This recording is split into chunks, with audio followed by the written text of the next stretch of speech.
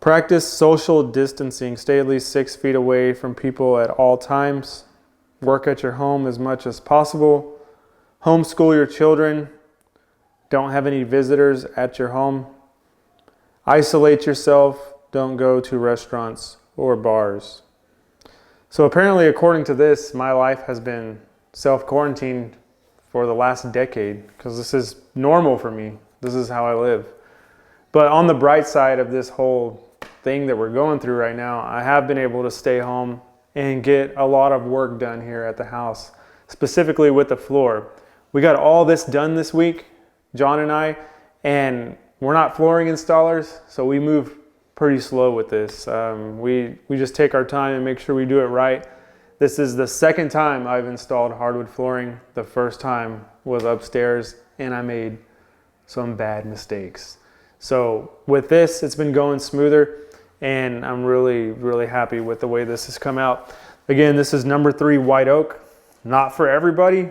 Really, really rough, rustic floor, but we love it. So it's gonna be a nice contrast with this rustic floor, and then, you know, smooth trim, and we're gonna do some cool beams and all that good stuff. But I did wanna stop at this point and answer a question that came up when I was doing this upstairs that I wasn't able to address. And that is, since you can only install hardwood flooring in one direction with these flooring nailers here, how do you go back in the other direction? So for example, I started in this direction. There's a room back there, the master bedroom. Started in there and pushed my way out here. Went this way, pushed my way out here. But now I've got to go back in that direction to get this little powder bath, and there's a little closet there, and there's a little bit more just going this way. How do I do that since the stapler will only staple in this direction? Well, there's a really, really simple solution for that, and it's basically you reverse the tongue to go that way, because the flooring stapler only shoots into the tongue side of the floor, and this is the groove side. Well, these are basically just loose tongues. These little, they're called hardwood splines. And what I'll do is I'll glue them into the groove. So I'll glue them and then slide them in there, and then I'll staple them in.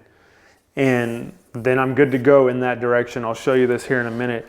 But to give you a better example, you can see the tongue right here of the hardwood flooring and then the groove. The flooring stapler shoots into this. Well, I need to shoot in this direction. So then I'll just reverse that by sliding the groove into there, the loose spline into the groove, and now I can go in that direction. So it's really a simple solution. These things are really cheap. I believe I got these at Home Depot. I don't remember because I bought them when I was doing the upstairs like a year ago. So that answers that. I'll show you that here in a minute. But one other thing I wanted to answer, because apparently there's so many ways you can install hardwood on a slab, but I think the biggest thing you need to take away from it is having vapor barriers underneath the hardwood, because I actually just left an estimate where they had a really big mistake with the hardwood flooring where the slab wasn't cured. There was still a lot of moisture in that concrete slab, and it came up and it got into the floor because they didn't have a proper vapor barrier underneath it, and it was a tear out. And I wasn't there estimating the hardwood floor. I wouldn't do this for a living. But it was just devastation because this is a lot of work. I would hate to rip this out.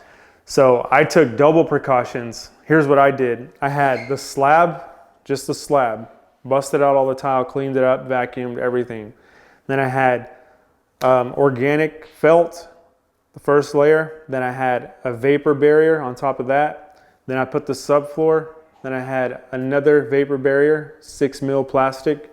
And then I have this organic felt as the top. And from what I gather with this right here just helps with the sound. Like if you do have a loose board or something that's wanting to creak, it just won't let it sound as much, won't make it as loud. That's what I gather from it. I'm not an expert on this, guys, but I do like to learn this stuff, so I just pass on the information that I gather. Now, here's the thing.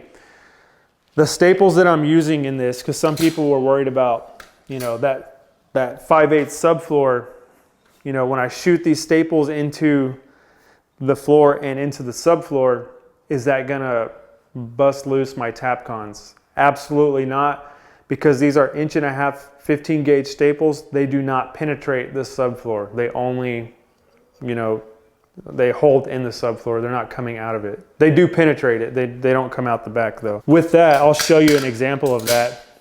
I just got a piece of scrap subfloor here, and then just a piece of the hardwood flooring here. And then I'll just nail this in. I'll shoot a couple of staples into it, and then I'll show you on the back side. This does not come out. So if you're gonna plan to do this, make sure you get the 1.5" staples and you can make this work. One other thing too, before I nail this in, I would use the staples. I would not use the cleats. This flooring nailer can shoot staples or cleats. Definitely with an OSB subfloor, use the staples, because you're gonna want that grab effect that the staple has better than the cleat. So basically, I'll just shoot this in here.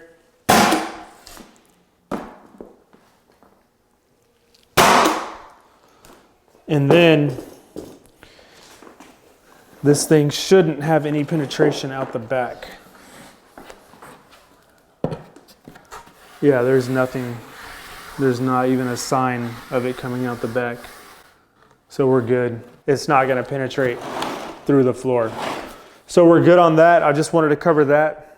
And then one other thing too, in the tool world, I got this little compressor to do this. Now this is the FlexVolt compressor.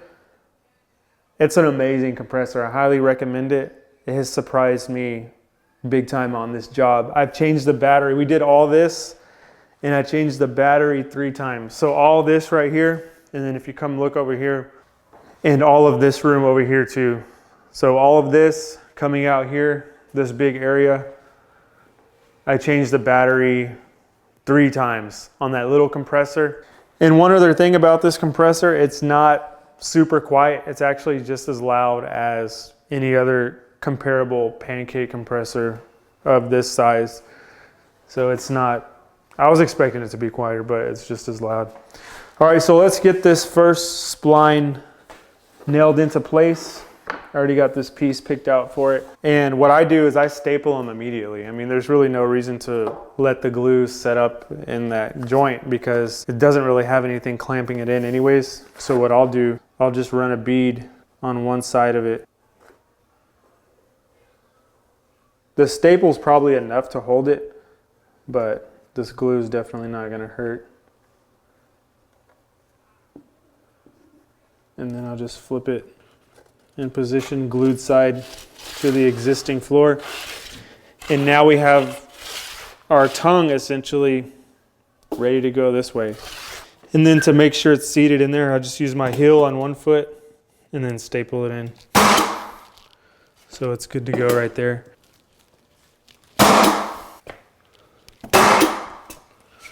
And now what I can do is just like normal. I can now take my next piece, put it in position, and now I'm ready to move in this direction.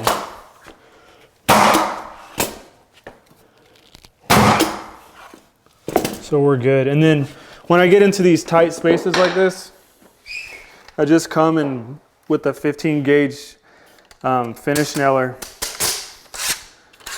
And these are 1.5" nails as well, so these are not gonna penetrate through the subfloor, through the back side of the subfloor rather. And then I just blind nail it. Now I do face nail it sometimes, but I try to blind nail it as much as possible. But on the last piece against the wall, there's really no blind nail in it. So for this tight spot, yeah, that's about it right there.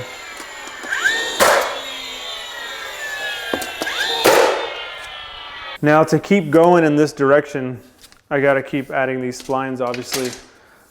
But since this stapler is not gonna get me up against this wall, that's all I can get right there, then I'm gonna have to blind nail these splines, but I'm just gonna do the same thing. I'm just gonna glue them on and then nail them with the 15 gauge finish nailer.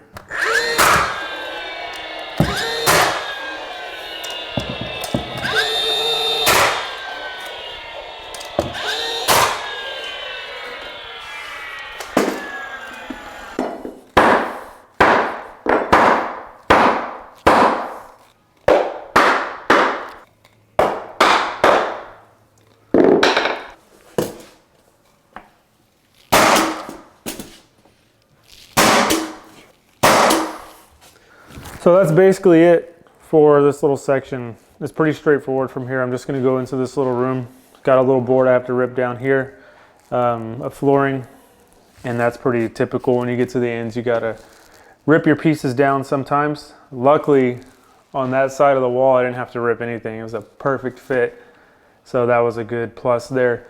But usually you have to rip against the wall. Now, one big mistake I made on the upstairs, which just bothers me so much, but I'm not gonna rip it out. It's too much work. This is the mistake I made. When I came out from my starting point, like I mentioned, I started in that room over there, and then I came out this way, and then I came out long ways this way. When I did that upstairs, I had a similar scenario. I did not measure from the wall to the plank of flooring that I came out with. So hopefully that makes sense. So imagine there's just one strip of flooring right here. None of this flooring is here. And I didn't measure from that wall and this wall to the flooring and make sure they're even on both sides. So what happened was I just lined them up by eye and then I nailed them in.